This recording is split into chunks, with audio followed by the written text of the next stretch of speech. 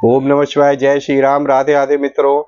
मैं अंकित आप सभी लोगों को आपके अपने चैनल में हार्दिक स्वागत करता हूं, अभिनंदन करता हूं। तो दोस्तों, गीता संग्रह के माध्यम से मैं आप लोगों को जो है देवी गीता सुना रहा हूं हिंदी में, और हिंदी अर्थ उसका सुना रहा हूं। तो उसी क्रम में हमने 7 अध्याय कंप्लीट कर लिए है। अगर आपने अभी तक नहीं सुने हैं तो मैंने प्लेलिस्ट बना दी है देवी गीता के नाम से, तो आप जाके पहले 7 अध्याय तक सुनिए और फिर आके आज का 8वां अध्याय सुनिए।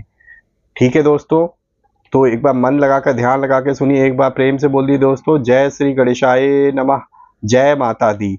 तो चलिए मैं आपको सुनाता हूँ श्री देवी गीता से 8वां अध्याय, भगवती के द्वारा देव तीर्थों, व्रतों एवं उत्सवों का वर्णन। तो यहाँ पे हिमालय जी कह रहे हैं कि हे देवेश्वरी, इस पृथ्वी तल पर कौन कौन से पवित्र, मुख्य, दर्शनीय तथा आप भगवती के लिए अत्यंत प्रिय स्थान है। हे माता, आपको संतुष्ट करने वाले जो जो व्रत तथा उत्सव हो, उन सबको मुझे बताइए, जिससे मुझ जैसा प्राणी कृत्य हो जाए। तो ऐसा हिमालय के वचन सुनकर देवी माता बोली कि दृष्टिगोचर करने वाले सभी स्थान मेरे अपने हैं, सभी काल व्रत योग्य है, सभी काल व्रत योग्य है तथा सभी समयों में मेरे उत्सव मनाए जा सकते हैं, क्योंकि मैं सर्व स्वरूपिणी हूँ। फिर भी हे पर्वतराज, भक्त वात्सल्य के कारण मैं कतिपय स्थानों को बता रही हूँ, आप सावधान होकर मेरा वचन सुनिए।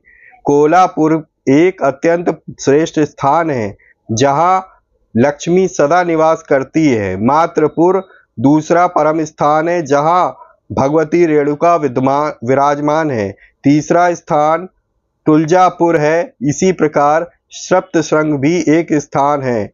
हिंगुला, ज्वालामुखी, शाकंभरी, भ्रामरी, रक्तदंतिका और दुर्गा, इन देवियों के उत्तम स्थान इन्हीं के नाम से विख्यात है। भगवती विंध्यवासिनी का स्थान विंध्य पर्वत सर्वोत्कृष्ट है। देवी अन्नपूर्णा का परम स्थान श्रेष्ठ कांचीपुर है। भगवती भीमा, विमला, श्री चंद्रला और कौशिकी के महास्थान इन्हीं के नाम से प्रसिद्ध है।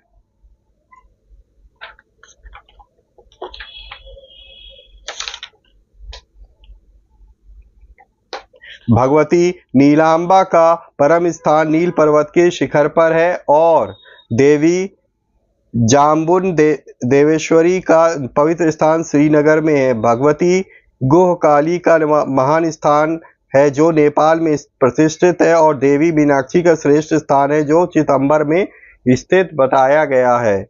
भगवती सुंदरी का महान स्थान वेदारण्य में अधिष्ठित है, और भगवती पराशक्ति का महास्थान एकांबर में स्थित है। भगवती महालसा और इसी प्रकार देवी योगेश्वरी के महान स्थान इन्हीं के नाम से विख्यात है।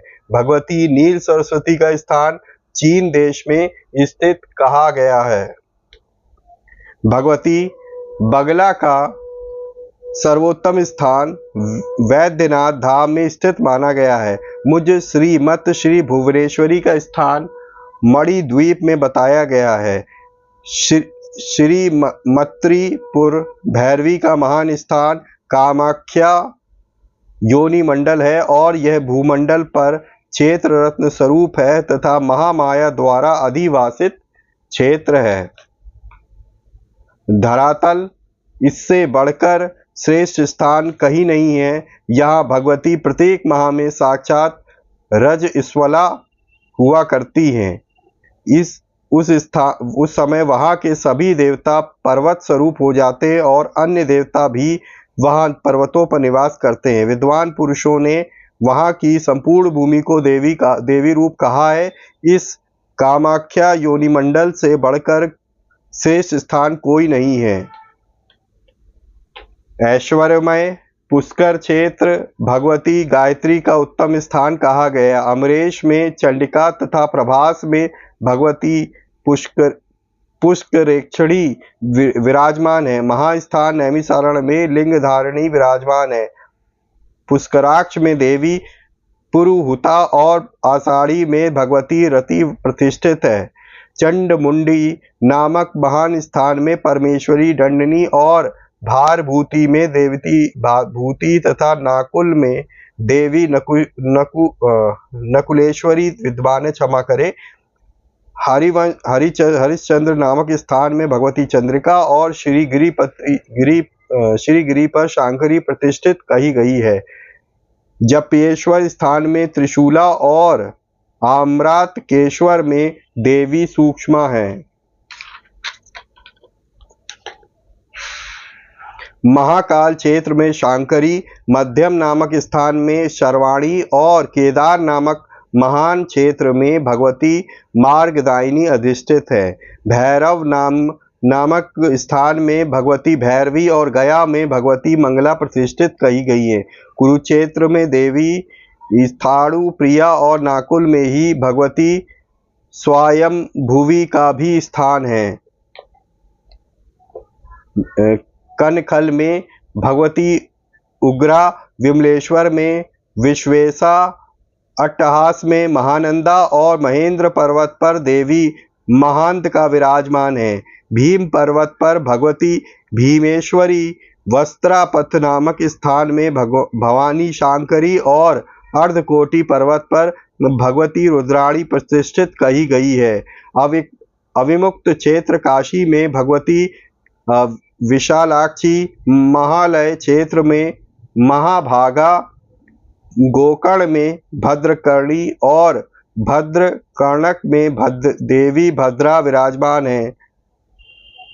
सुवर्णाक्ष नामक स्थान में भगवती उत्पलाक्षी, स्थाणु संजक स्थान में देवी स्थान वीणा, कमलालय में कमला,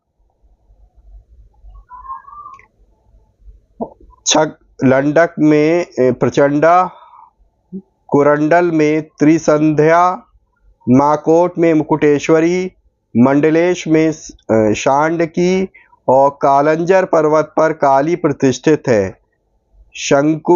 शंकुकर्ण पर्वत पर भगवती ध्वनि विराजमान बताई गई हैं। स्थूकलेश्वर पर भगवती स्थूला है। परमेश्वरी हल्लेलेखा ज्ञानियों के हृदय कमल में विराजमान रहती हैं। बताए गए ये स्थान देवी के लिए अत्यंत प्रिय है। हे पर्वतराज, पहले इन क्षेत्रों का महात्म्य सुनकर तत्पश्चात शास्त्रोक्त विधि से भगवती की पूजा करनी चाहिए। हे नग श्रेष्ठ, ये सभी क्षेत्र काशी में भी स्थित है, इसलिए देवी की भक्ति में तत्पर रहने वाले मनुष्य को निरंतर वहां रहना चाहिए। वहां रहकर उन स्थानों का दर्शन, भगवती के मंत्रों का निरंतर जप और उनके चरण कमल का नित्य ध्यान करने वाला मनुष्य भवबंधन से मुक्त हो जाता है। हे नग, जो मनुष्य प्रातःकाल उठकर भगवती के नामों का पाठ करता है, उसके समस्त पाप उसी क्षण शीघ्र ही भस्म हो जाते हैं। जो व्यक्ति श्राद्ध के समय ब्राह्मणों के समक्ष इन पवित्र नामों का पाठ करता है, उसके सभी पितर मुक्त होकर परम गति को प्राप्त हो जाते हैं। हे सुव्रत, अब मैं श्री देवी के व्रतों के विषय में आपको बताऊंगा। सभी स्त्रियों और पुरुषों को ये व्रत प्रयत्न पूर्वक करने चाहिए। व्रतों में जो तृतीया के व्रत है वे अनंत तृतीया, रस कल्याणी और आद्रानंदकर नाम से प्रसिद्ध है। शुक्रवार, कृष्ण चतुर्दशी तथा भौमवार को देवी का व्रत किया जाता है। प्रदोष भी देवी व्रत है। उस दिन देवाधिदेव भगवान शिव सायंकाल के समय देवी पार्वती को आसन पर विराजमान करके उनके समक्ष देवताओं के साथ नृत्य करते हैं। उस दिन उपवास करके सायंकाल के प्रदोष में भगवती शिवा की पूजा करनी चाहिए। देवी को विशेष रूप से संतुष्ट करने वाला यह प्रदोष प्रत्येक पक्ष में करना चाहिए। हे पर्वत, सोमवार का व्रत मुझे अत्यधिक संतुष्ट करने वाला है। इस व्रत में भी इस व्रत में भी उपवास करके भगवती की पूजा कर रात में भोजन करना चाहिए। इसी प्रकार चैत्र और आश्विन महीनों के दोनों महाव्रतों मेरे लिए अत्यंत प्रियकर है। हे विभो, इसी प्रकार और भी नित्य तथा नैमित्तिक व्रत है जो मनुष्य राग द्वेष से रहित होकर मेरी प्रसन्नता के लिए इन व्रतों को करता है, वह मेरा सायुज्य प्राप्त कर लेता है। वह मेरा भक्त है और मुझे अति प्रिय है। हे विभो, व्रतों के अवसर पर झूला सजाकर उत्सव भी मनाना चाहिए। मेरा शयनोत्सव, जागरणोत्सव, रथोत्सव तथा दमनोत्सव आयोजित करना चाहिए। श्रावण महीने में होने वाला पवित्रोत्सव भी मेरे लिए प्रीतिकारक है। मेरे भक्त को चाहिए कि वह इसी तरह से अन्य महोत्सव को भी सदा मनाए। उन अवसरों पर मेरे भक्तों, सुवासिनी स्त्रियों, कुमारी कन्याओं और बटुकों को मेरा ही स्वरूप समझकर उनमें मन स्थित करके उन्हें प्रेम पूर्वक भोजन कराना चाहिए। साथ ही धन की कृपणता से रहित होकर पुष्प आदि से इनकी पूजा करनी चाहिए।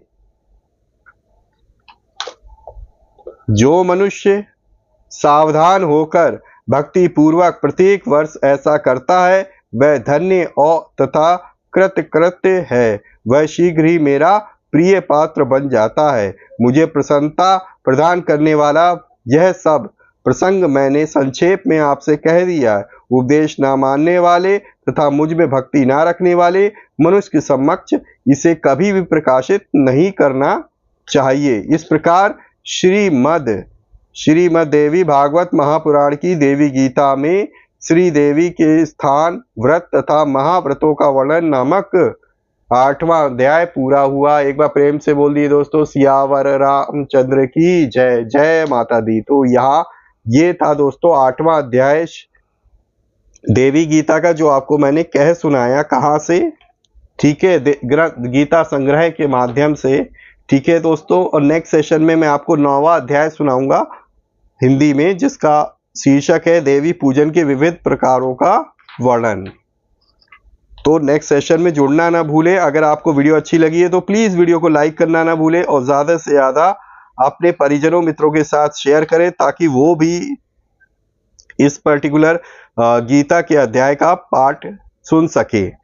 ठीक है दोस्तों, अगर पहली बार चैनल पे आए हैं तो चैनल को सब्सक्राइब कर लीजिए और बेल आइकन को प्रेस कर लीजिए ताकि लेटेस्ट से लेटेस्ट वीडियो की इन्फॉर्मेशन आपको तुरंत ही मिल सके। तो इसी तरीके से भगवान की भक्ति करते रहिए, अपने परिवारजनों मित्रों के साथ खुशी खुशी प्रसन्नचित होकर जीवन व्यतीत करिए और हाँ, हमेशा की तरह किसी न किसी एक पर्सन की हेल्प करने की जरूर कोशिश करिए। पूरी वीडियो देखने के लिए बहुत बहुत धन्यवाद। मिलेंगे इसी तरीके की किसी और वीडियो में, तब तक के लिए जय श्री राम, राधे राधे मित्रों।